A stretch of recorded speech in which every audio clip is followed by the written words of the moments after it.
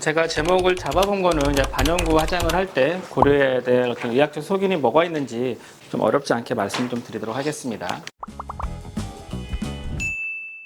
우선 나이가 드시면서 노화에 따른 얼굴 표정 주름 변화가 있어요. 가장 흔하게 보이는 거는 눈가가 처져 내려오는 거, 그리고 눈썹도 아래로 뚝 떨어지죠.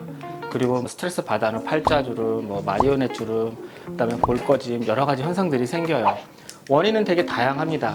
가장 크게는 피부 처짐이라고 쉽게 얘기하면 볼 수 있는데, 지지 구조가 얼굴에 굉장히 복잡하게 있는데 나이가 드시면서 타이트했던 조직 자체가 안에서 느슨해지면서 피부가 늘어지기 시작을 하고, 우리가 이제 눈 밑에 지방 볼록한 게 지방이 많아져서 생기는 거 아니냐라고 하시지만, 사실은 나이가 들면 지방은 빠지게 돼 있습니다. 볼륨이 줄어드는 거고, 그것도 지방 싸고 있는 막이 느슨해지면서 나오는 거예요. 그 외에 또 이제 얕은 잔주름 같은 경우는 이제 피부 탄력이 감소하기 때문이죠. 우리가 알고 있는 콜라겐, 엘라스틴, 히알루론산, 피부 밑에 있는 여러 가지 조직들이 느슨해지면서 생기는 그런 잔주름들, 그리고 뼈 흡수. 처음 들어보셨을 수도 있지만 사실 나이가 들면서 뼈가 흡수가 돼요. 그래서 이 눈썹 위에도 자꾸 또 표정을 짓는 것 때문에 위에가 꺼져 들어가기도 하고, 눈 주위 뼈도 흡수가 되면서 팽해지는 그 동그란 골격이 훨씬 커져요, 나이가 들면서. 여러 가지 이유가 있습니다. 우리가 이제 반영구 할 때 사실은 눈과 눈썹, 그 다음에 입술이 가장 메인이잖아요.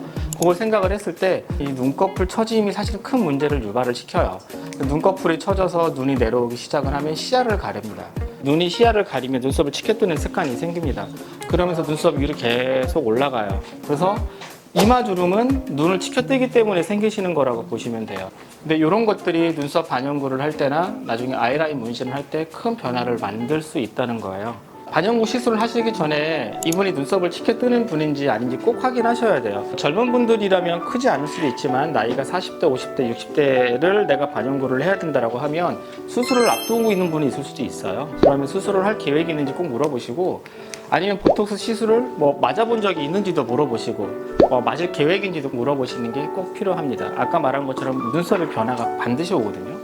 그러면 우리가 이제 반영구 할 때 어떤 걸 신경을 써야 되냐? 눈썹을 치켜 올리게 만드는 이마 근육이 있고, 그 다음에 눈 주위에 알륜근이라고 이제 한국말로 눈둘레근이 써 있는데, 눈 주위에 이렇게 원형으로 둘러싸이는 근육도 있고요. 그 다음에 이제 아까 말하는 눈썹을 이제 찡그리게 만드는 보는 근육들이 3가지 정도가 있어요.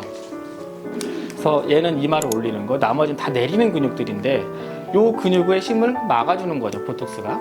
아까 말한 것처럼 우리가 이마에 치켜떠서 이렇게 주름이 많은 분들한테 내가 거기에 맞춰서 반영구 시술을 했는데 어느 날 보톡스를 맞았어요. 그럼 이렇게 맞췄던 게 뚝 떨어지면서 모양이 바뀌어버리는 거죠. 내 아래로 더 처져버리게 된다든가 그런 현상이 생길 수 있는 거죠. 보통 레이저 시술은 한 4주, 8주 얘기하지만 6주 정도가 제가 봐도 가장 이상적이고, 어느 정도 회복하는 기간도 필요하고 당연히 피도 나고 막 그러거든요. 그 표피가 상처를 입는 거기 때문에 연고를 좀 처방해 주는 게 좋고, 그다음에 떡제 같은 경우는 자연스럽게 떨어지도록 하셔야 흉터나 이런 게 덜 남을 수 있고, 그런데 혹시 통증이 좀 심하다거나 가려움이 심하다거나 하면 당연히 이런 약들도 처방을 받아야 되기 때문에, 보통은 이런 연고만 잘 바르기만 하셔도 2, 3일이면 별 증상이 없겠지만, 이게 한 2, 3일 정도 굉장히 가렵거나 뻘겋진다, 그러면 꼭 병원 가시라고 미리 이렇게 워닝 한번 해주시면 좋아요. 이제 간단하게 소독하고 이제 염증 관리 말씀드리고 이제 마치도록 할 건데요. 일단은 알코올이 없으면 아이 깨끗해 있죠. 원래 손 닦는 거지만 세수라도 그거라도 시켜주세요. 물론 물로만 닦아도 어느 정도 일부는 조금 많이 깨끗해지지만 계속 자연적으로 있는 균들이 많기 때문에 표피를 긁는다는 얘기는 장벽이 깨진다는 얘기를 똑같아요. 그래서 대부분은 별 문제가 없지만 되게 예민한 사람들 있을 수도 있고 컨디션이 안 좋은 사람들도 있을 수 있으니까. 왜냐면 알코올로 눈썹만 해도 사실 눈이 생각보다 굉장히 매워서 좀 조심해야 되거든요. 아이라인은 더구나 할 수가 없고, 잘 닦고서 좀 물을 좀 깨끗하게라도 하시면 좀 더 도움이 되실 수 있을 거예요.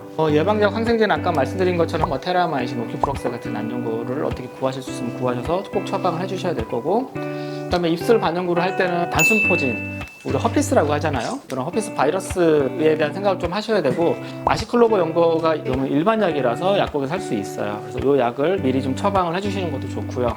그다음에 옛날에 단순포진, 입술에 포진 생긴 적이 있다라는 히스토리가 있으면 연고만 처방해 주셔서 사실 어느 정도 괜찮기 때문에, 요 연고로 만약에 안 되고 계속 포진이 난다 그러면 약을 먹게끔 하면 돼요.